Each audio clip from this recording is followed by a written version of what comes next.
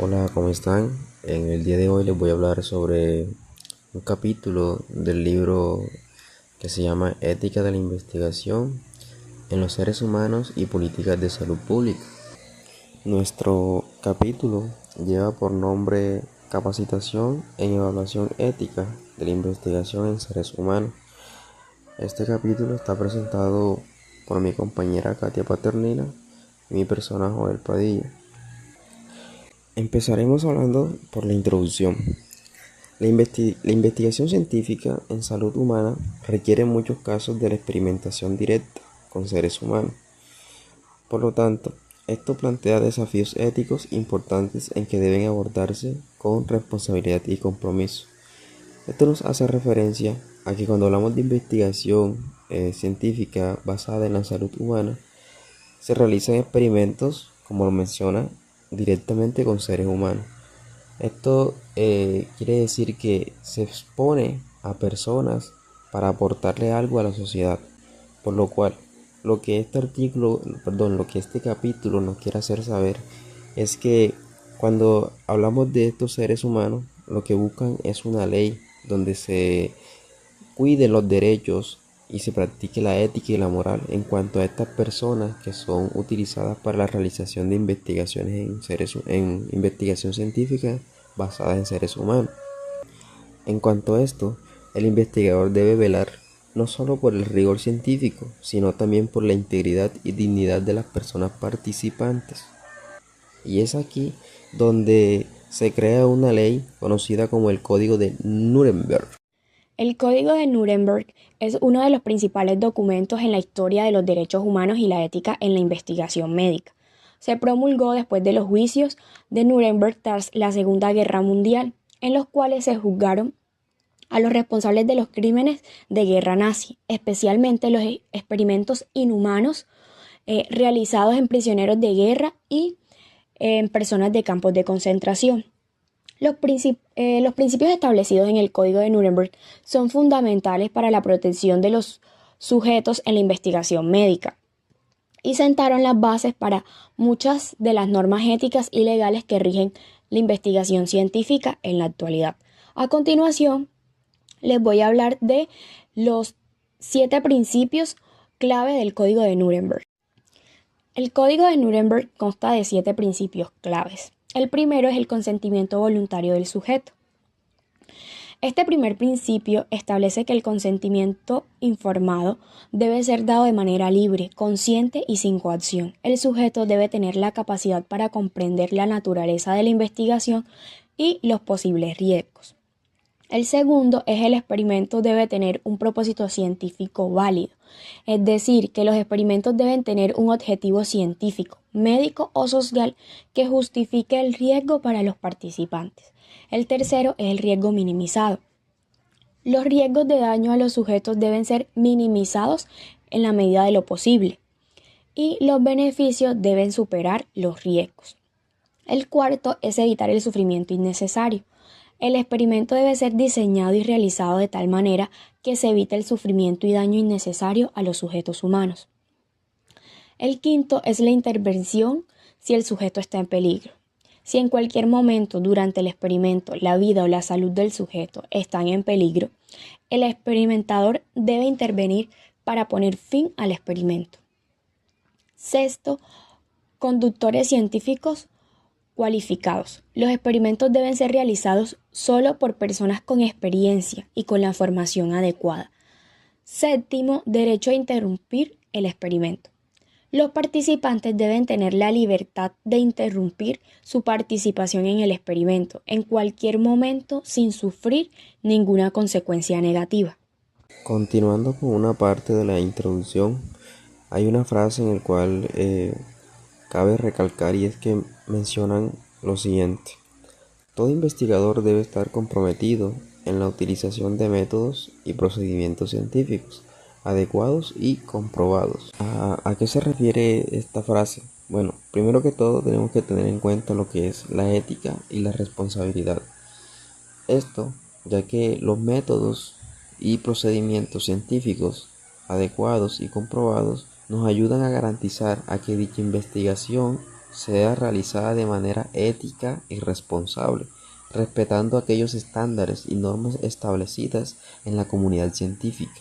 Por otro lado, también tenemos que tener en cuenta la fiabilidad y precisión de usar estos métodos científicos adecuados y comprobados, para así garantizar que los resultados obtenidos sean precisos y confiables. Esto es crucial para construir un conocimiento sólido y confiable en cualquier campo del estudio. También hay que tener en cuenta el punto de la objetividad, que son aquellos en los cuales los procedimientos científicos están diseñados para minimizar el sesgo y asegurar que las conclusiones se basen en datos empíricos y no en opiniones personales o interpretaciones subjetivas. Por ende, es que todos estos métodos y procedimientos científicos tienen que estar comprobados antes para no tener un margen de error, teniendo nosotros en cuenta lo que es la responsabilidad, teniendo una fiabilidad y una precisión, y teniendo sobre todo una objetividad a la hora de realizar estas actividades. Cuando hablamos sobre el marco ético de la investigación en salud, tenemos que tener en cuenta que estas investigaciones en la salud se encuentran divididas por dos compromisos morales. El primer compromiso moral vendría siendo el mejoramiento del bienestar basándose en el método científico, que ya les hablaré más adelante. El otro compromiso moral que tenemos que tener en cuenta es respetar la dignidad y el derecho a la salud de los participantes.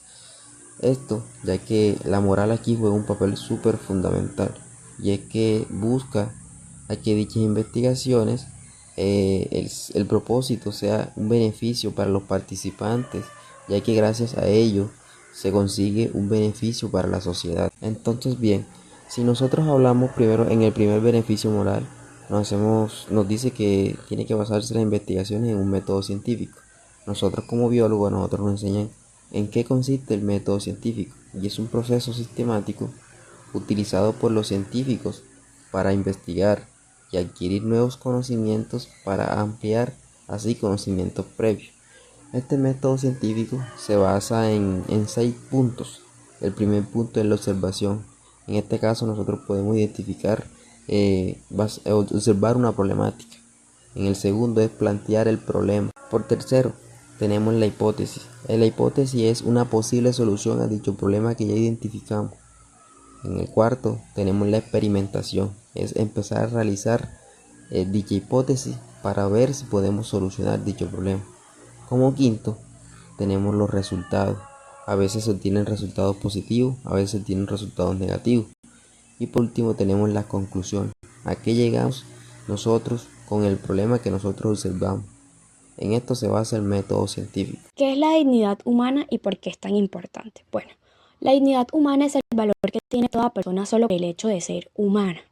No importa si es rica o pobre, si es joven o anciana, si es educada o no, si está sana o está enferma. Todas las personas tienen dignidad desde el nacimiento y para siempre. Este valor no depende de lo que una persona hace o tiene, tampoco si se gana o si se pierde. Es algo que nos pertenece a todos por igual y que nos distingue de los demás, como los animales, los objetos, las tecnologías, etc.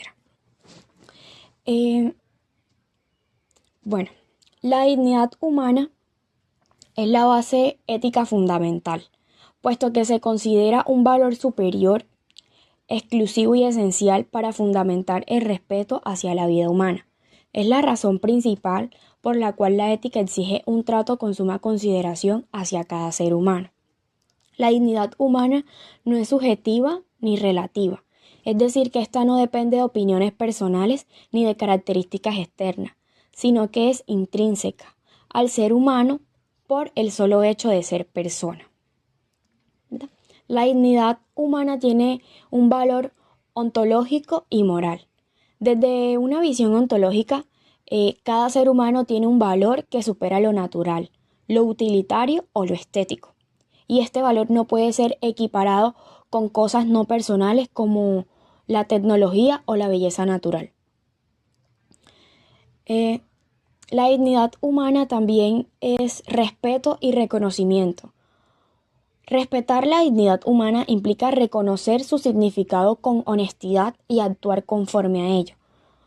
Y las acciones humanas valiosas deben basarse en ese reconocimiento de que todos los seres humanos merecen estima y honor, simplemente por ser humanos. En el modelo tradicional de la dignidad humana tenemos que este se construye a partir de los diferentes pensadores que surgieron con el paso de los años, que la dignidad depende en todo momento de alguna circunstancia para que el hombre la pueda obtener. En la antigüedad, el término dignidad solo era para aquellas personas que poseían un gran intelecto. Esto era un marcaje social. Y para Kant, Kant nos decía que para que un ser humano posea dignidad, es necesario que éste tenga moralidad y humanismo. Mientras que en el modelo contemporáneo, este nace de la Segunda Guerra Mundial, como un propósito para reparar los daños que se hicieron durante este suceso. Y nos dice que la dignidad humana es un valor inherente de cada persona, que todos tenemos dignidad por el simple hecho de ser personas, que no depende de nada y es un derecho fundamental. Cuando nosotros hablamos sobre el juicio de valor, pues hay que tener en cuenta que este juicio de valor, según la investigación científica, se encuentra dividido en dos valores muy importantes. Uno de ellos es conocido como la pertinencia y el segundo vendría siendo la transparencia. Hablemos de la pertinencia. Dice que la pertinencia yace un compromiso con la tarea investigativa y asumir una actitud transparente.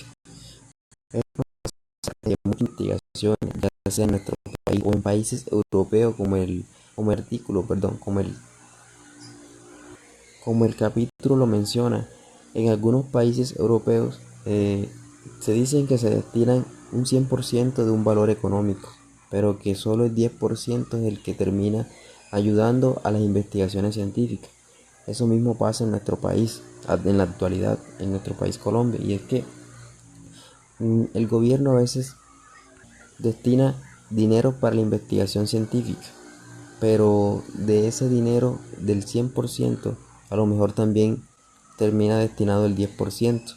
¿Por qué? Porque no existe una transparencia, no hay una regulación o un seguimiento para nosotros darnos cuenta en qué se está realizando o en qué se está ejecutando dicho dinero asignado para la investigación científica.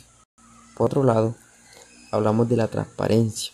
La transparencia se manifiesta en la calidad de actuar con claridad de propósitos, moral, asertividad, dar explicaciones congruentes de los éxitos y de los fracasos. Eso está pasando actualmente, como les mencioné, ya que, por ejemplo, muchas de las investigaciones aquí realizadas no son capaces de ser transparentes con el pueblo. No muestran los fracasos, en qué falló, sino que por un lado lo que hacen es mostrar todos los éxitos, pero no mostrar esa parte en la cual nosotros deberíamos estar enterados. Por lo tanto, no hay una moral, no hay un criterio como tal con la sociedad. Por último, tenemos la investigación en los países en desarrollo. La investigación científica debería servir para mejorar la salud de todos, pero en realidad la mayoría del dinero se invierte en resolver problemas de salud que afectan a las personas más ricas del mundo. Mientras tanto, los países más pobres, donde hay más enfermedades graves y urgentes, no reciben suficiente apoyos ni recursos para investigar y mejorar sus condiciones. Esto es un problema ético muy serio, porque la ciencia no está siendo justa, está ayudando más a quienes menos lo necesitan y abandonan a los más vulnerables, como aquellos que viven en países con poco desarrollo.